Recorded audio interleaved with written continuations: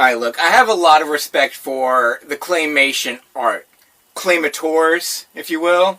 They have to sit and animate these people, their mouths, their hair, their clothes, for days. It takes a long time to do this, because it's not just one person, it's groups of people. It's such a gamble when you make these movies, because it takes so much time and effort to make.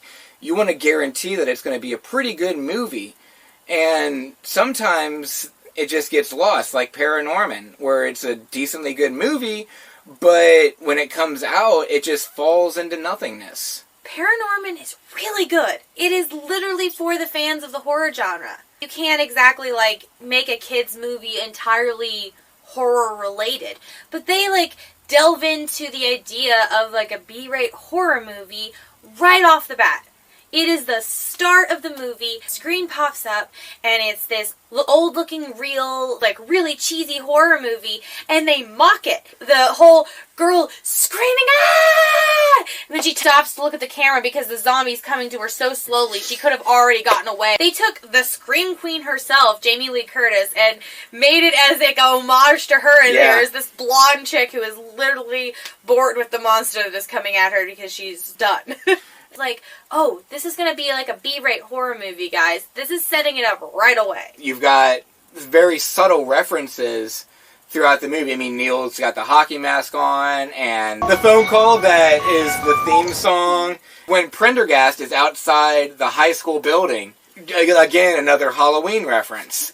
It does a lot of these callbacks to show what the inspiration was for this movie, but it's marketed as a kid's movie. Yeah, but that's the point.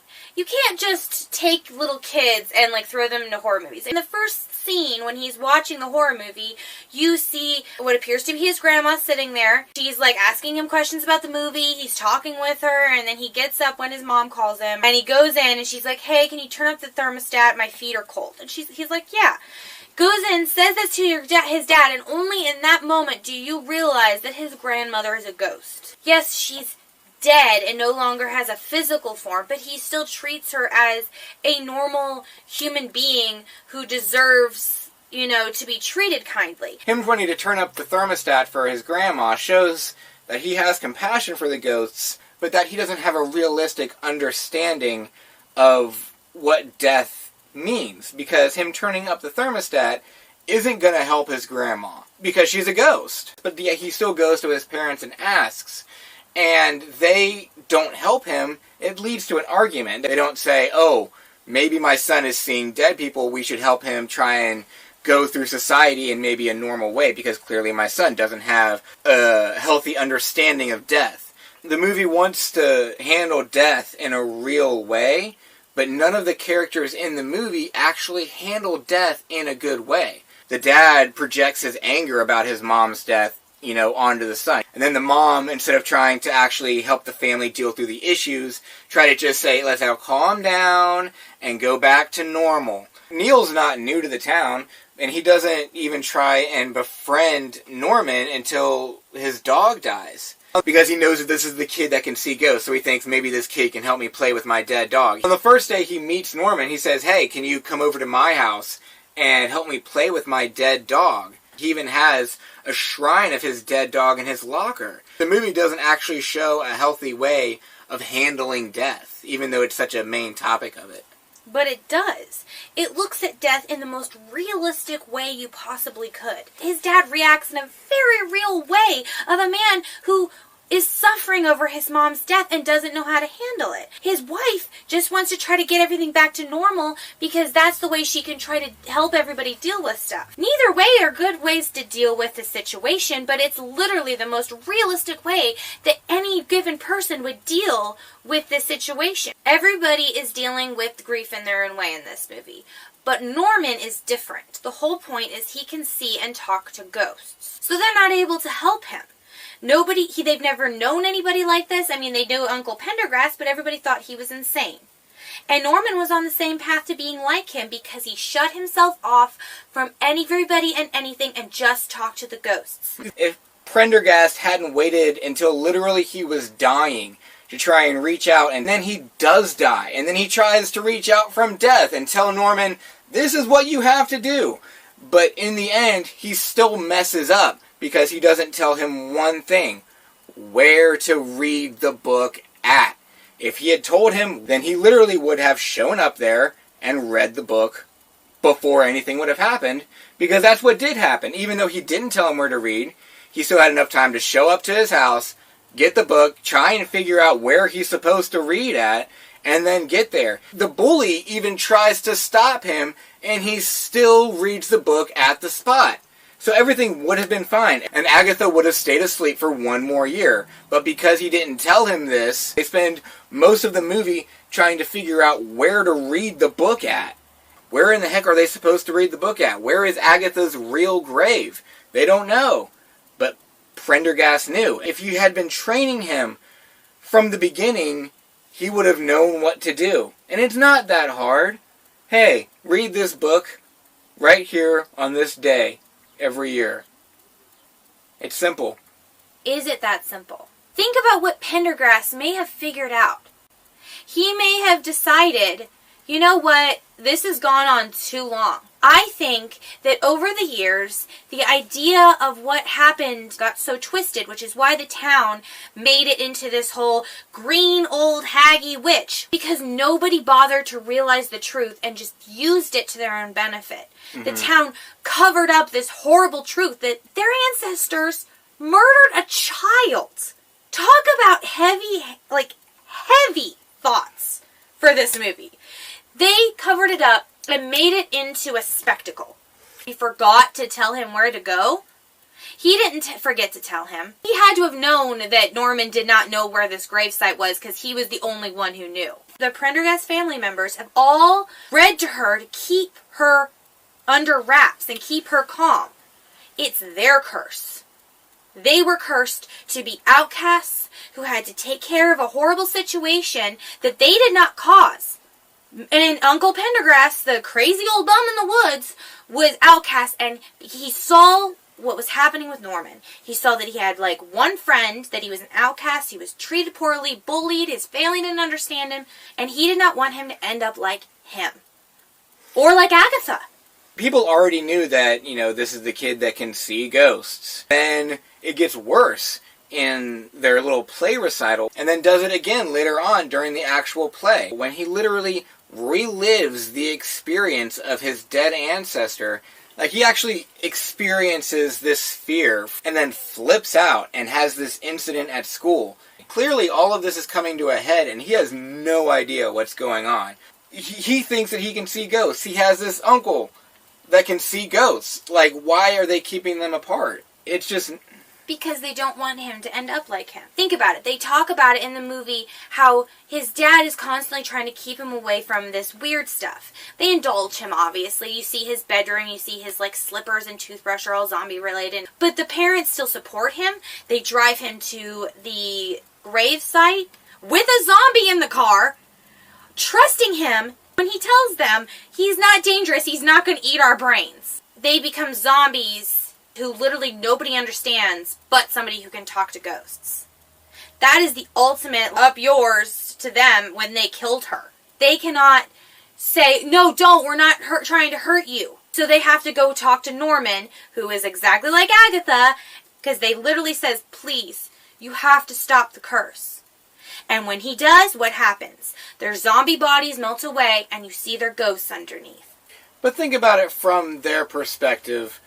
300 years in the past, the Salem witch trials were a sham.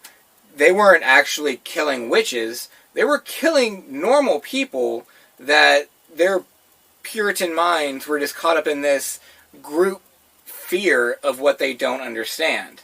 So when they come across this little girl who actually can speak to ghosts, because they say that she was conversing with the dead. Mm-hmm. So that's what she was on trial for, and they were right. This was, in their minds, a witch who was talking to the dead, and so they did what, in their minds, they thought was right, was killing this girl. I'm not saying it was right, I'm saying it's very backwards thinking. It led to this whole generational curse, which also, there had to have been something that happened that led to 300 years worth of Prendergasts that have been reading at Agatha's grave, keeping her subdued. because they know if they don't, she will bring back, zombies and terrorize the town. That has to have happened sometime in the past for them to have said, hey, you're going to have to keep doing this, otherwise bad things are going to happen. So in their minds, their fear of Agatha is justified. If you think about it this way, they copy that with the current townspeople. The movie is saying that it's the same. The Puritans reacted the exact same way as the current, supposedly new-aged, enlightened people who should know better. It's the same thing. Group fear happens no matter what day and age is. You can pretend you're enlightened. The fear of not understanding what is standing before you and not trying to understand it, that's what leads to violence. And that's what led to violence in both Agatha and Norman's situation. They address that issue of group fear right before the climax of the movie. Mm-hmm. Right even before he goes into Agatha, because that literally enrages Agatha that everybody kind of forgives and moves on, but nobody still has an understanding of her pain. They make it the ending where, he's fighting a girl who's literally enraged and screaming in pain to the point where you see her body is just all pain and anger. Mm-hmm. And he says that to her. He's like, if you don't stop, that's all you're going to be. Anger and pain and fear. It really is the best scene in the movie. Mm-hmm. That end is so powerful because you fully understand what she's had to go through. Mm-hmm. Like I said, it is a good movie and it tackles real issues. And you can tell that this was the idea from the beginning. And I think that that's where it suffers for being a claymation movie. Like, if you were to make this movie how it probably should be made, where society is the real villain of your horror movie, that's probably not a kid's movie. But you have to make it kid-friendly, because if you don't, that's a huge gamble to spend that much time and that much money.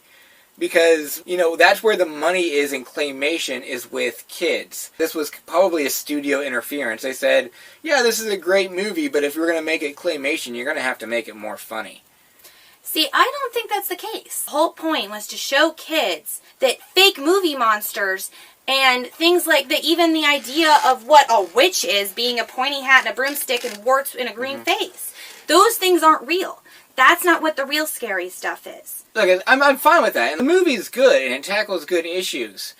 But the way that they did it was unnecessary. The claymation in it is so good. In Agatha's, climactic moment, it's a mix of CGI animation, hand-drawn animation, and they even still use the claymation. They make these crazy Agatha, faces, because it is still claymation at its core. It ties together so well, and you can see it in that moment at the climax, that really they could have just made the whole thing 3D CGI, and they probably could have kept it below budget. They probably could have kept it cheaper, told the same story, and maybe even been able to tell a better story, because like I said, when you put that much time and effort into the movie, there's going to be so much studio interference that there's going to be less control for the creators and the director and the people who actually want to tell this story for the sake of telling a story. I think that the reason that claymation still does well is because it's so human in a weird way. Because a lot of animation now, a lot of it's drawn through computers. Whereas with the claymation, it is crafted and molded by human hands. And they take everything incredibly seriously. The people who do claymation movies don't need to love clay so much like they're Demi Moore in Ghost. Oh, but that's the ultimate clay and ghost scenario! I think that by making it claymation and making it this way, it made it more relatable to kids. If you look at claymation as a whole, like a lot of the kids' movies that look like claymation, like Chicken Run, it's more realistic because they tackle that idea too in that movie of the death of chickens that are getting to put in pot pies. Like, I feel like the animation made it more relatable and more real and more humanizing, whereas animation would have made it more fake and cutesy. I think they could have done live action maybe. That could have made it, like, even more realistic to human life. But I think that the claymation was done so that it could relate to children, it could still be fun and whimsical, but it could still tell a really hard story while also giving kids a foray into B-rated horror movies. I think it's a good movie, and I think the end product is still a good movie. Even if the comedy is a little so-so, it could have been a regular animation and still been just as fine. But they could still get their story across without having to spend so much time moving it frame by frame. I think this is just going to be one that we disagree on. And bottom line is, you just don't like claymation. I mean, claymation is just unnecessary for the most part. That's all I'm saying.